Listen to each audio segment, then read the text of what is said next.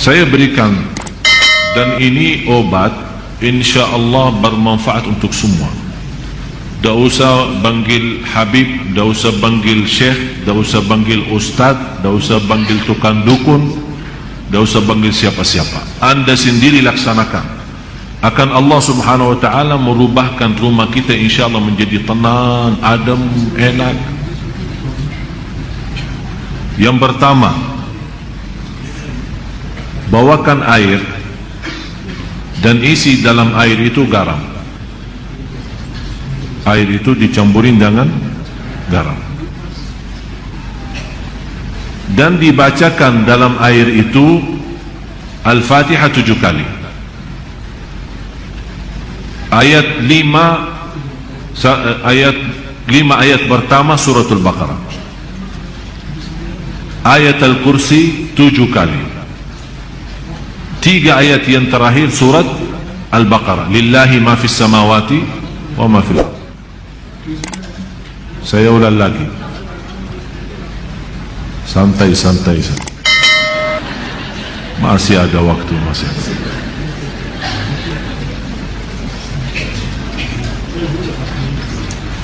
Air,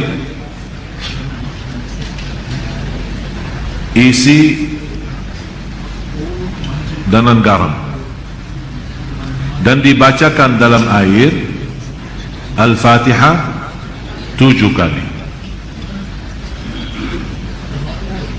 Yang kedua, 5 ayat pertama 1 kali, dari Alif Lam Mim sampai wa ulaika hum al-muflihun, 5 ayat. Yang ketiga, 7 kali ayat Al-Kursi. Yang keempat, 3 ayat yang terakhir suratul Baqarah, lillahi ma fis samawati wa ma fil ardh wa in tubdu ma fi anfusikum, sampai selesai.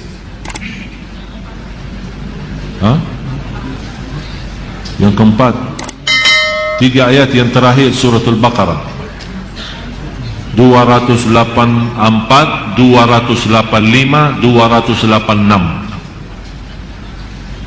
Kemudian qul huwallahu ahad 3 kali, qul a'udzu birabbil falaq 3 kali, qul a'udzu birabbin nas 3 kali. Kalau anda merasa masih asing, boleh ditambah air dan silahkan minum. Bisa diminum. Kalau anda merasa terlalu asing, belum kuat karena garamnya terlalu banyak, boleh ditambahin air. Ini satu, untuk minum. Jelas? Yang kedua, bawakan emper besar, isi air dengan garam. Ini untuk mandi boleh. Bapak Ibu, ini serius saya bicara ya. InsyaAllah anda cuba, InsyaAllah semua masalah dalam hati, dalam perasaan, dalam jiwa, dalam fikiran, InsyaAllah selesai. Ember besar, isi air dan campur dengan garam. Bisa pakai mandi. Ayat yang dibaca sesuai ayat yang saya sudah kasih tadi. Boleh. Bagaimana cara bacaannya? Bacaannya habis anda baca, tiup dalam, bukan meludak ya, tiup saja. Tiup 3 kali boleh, 1 kali boleh, tidak masalah. Yang ketiga, berarti yang pertama minum, yang kedua mandi, yang ketiga ember besar, isi air dengan garam. Dan kalau biasa suka bersihin rumah kan, lap-lap, suka lap-lap kan? Pel? Udah, mulai hari ini kalau pel rumah, bagi air yang sudah tercampur dengan garam. Kenapa?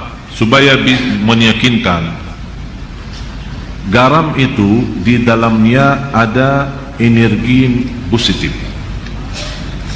dan syaitan dan jin memiliki energi negatif. Jadi kalau kita bersihin rumah dan lap-lap rumah itu pel rumahnya dengan air dan tercampur dengan garam, syaitan tidak bisa masuk rumah itu. Apalagi kalau kita baca ayat Al-Kursi. Termasuk boleh mencucikan mobil kita, motor kita, boleh dengan bacaan seperti ini.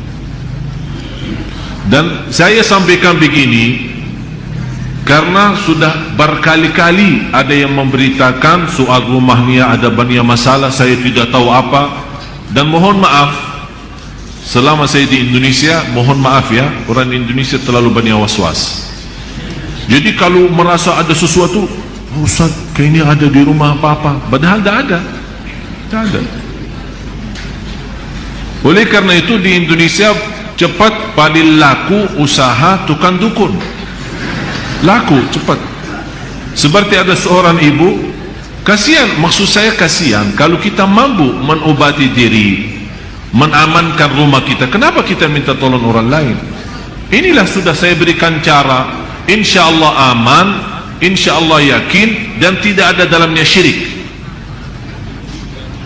Itu yang paling bahaya.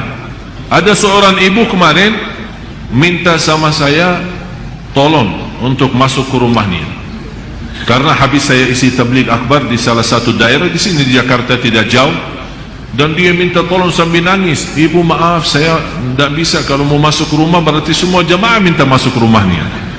Jadi lain kali tidak, ini saya sudah berapa lama tidak bisa masuk ke rumah saya. Kenapa? Ada banyak hantu. Sambil tolong Syekh datang, barangkali dalam datangnya Syekh terusir ini hantu. Ini juga masalah sebenarnya. Ucapan hal seperti ini, memiliki keyakinan kalau seorang syekh datang hantu bisa terusir, itu sudah punya fikiran salah. Cuma sekarang ini bagaimana saya mengobati masalah ibu ini? Saya terima, saya datang. Terus ibu apa cerita rumah ini? Ceritanya saya pernah didatangi seorang kiai, katanya tapi begitu dia masuk ke rumah, dia langsung berkata, Bu, di rumah kamu ada banyak hantu. Mulai dari situ saya takut. Jadi saya minta tolong para kiai lain, tidak ada yang mau datang ke rumah saya. Malah saya bertambah takut. Akhirnya ada seorang dukun yang mau bantu, tapi dengan syarat dia mau membacakan apa, saya tidak tahu mau baca apa. Setiap satu ekor jin keluar 250. Setuju ibu itu? Oh, boleh, tapi saya cuma ada 500. Udah, saya bantulah, saya masuk dulu, saya mau lihat berapa ekor ada.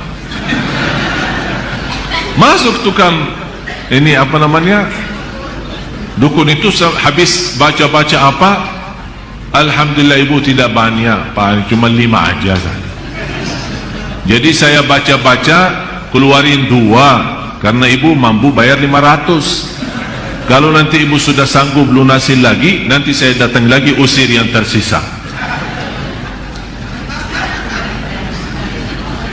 Dan kasihan ibu percaya. Sambil sekarang dah mau masuk ke rumahnya, sambil saya ketemu dan disuruh saya masuk. Jadi ibu sekarang yang tersisa cuma 3 ya, karena katanya 5 kan, yang terusir 2, tinggal 3. Terus ibu mau bayar ke saya berapa? Tidak apa-apa, saya ikhlasin, tapi yang penting bantulah. Udah begini aja, saya masuk, ibu tunggu di luar. Kalau dengar suara saya berteriak, berarti saya lagi berantem sama mereka. Terus saya masuk. Begitu saya masuk ke rumah, saya panggil ibu, sini. Baru masuk ya, saya jujur saja tidak lihat apa-apa. Bu, saya sudah periksa rumahnya, aman. Begitu saya baca Al-Fatihah, kaget 3 jin itu keluar lari. Padahal tidak ada jin, tidak ada apa-apa. Terpaksa saya bohong supaya menghilangkan keyakinan dia yang sudah cukup parah, sudah lama. Alhamdulillah, baca 1 kali bu, sudah hilang semua. Terima kasih Syekh. Berarti aman sekarang, tidur.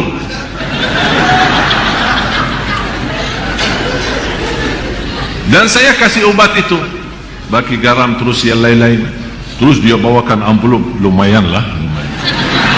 Saya bilang, Bu, ini sedekahin ke masjid atau ke anak yatim, bukan ke saya. Itu bukan kerjaan saya. Sekali lagi ibu, jangan percaya dukun dan sihir. Yakini. Alhamdulillah, habis itu beliau rutin baca suratul Baqarah, dan alhamdulillah nyaman, enak. Malah sekarang rumahnya selalu ramai, pengunjung datang silaturahim banyak. Dan sebenarnya masalahnya cuma was-was. Tapi was-was 90%. Sejarah medis pun 90% sebabnya penyakit manusia adalah was-was. Yang terakhir, kalau ada garam batu, kan ada garam apa namanya? Bukannya sudah tahulah. Terus itu kalau bisa dibakarkan di atas arangnya. Kalau ada arang, ya, ditaruhkan garam itu, kemudian dicampur dengan habbatus sauda. Apa bahasa Indonesia habbatus sauda? Tinta hitam ya? Tinta hitam ya? Hah? Udah habbatus sauda, semua sudah faham. Dan insyaAllah dengan asapnya, subhanallah, kalau kita coba, jangan takut. Akan pertama akan apa istilah, meludak ya, ada suara keras ya. Jadi jangan takut tuh dibom rumahnya, jangan takut. Ini insyaAllah dengan suara ini, subhanallah, jin dan syaitan semua lari, tak kuat. Dan insyaAllah apa yang saya sampaikan ini insyaAllah bermanfaat banyak. Ini semua Bapak Ibu ikhtiar, tapi semuanya harus kalbu kita yakin kepada Allah subhanahu wa ta'ala. Dan itulah Allah subhanahu wa ta'ala memberikan, kata Rasulullah SAW, Allah menghalalkan bermacam cara obat, silahkan, kecuali berobat dengan cara syirik, tidak boleh.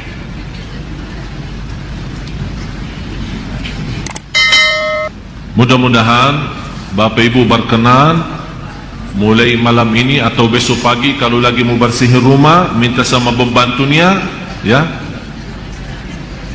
rumahnya itu bagi air sama garam. InsyaAllah dijauhkan oleh Allah SWT dari godaan, dari penyakit, dari bahaya waswas, dari jiwa tidak tenang. InsyaAllah semua bisa diatasi.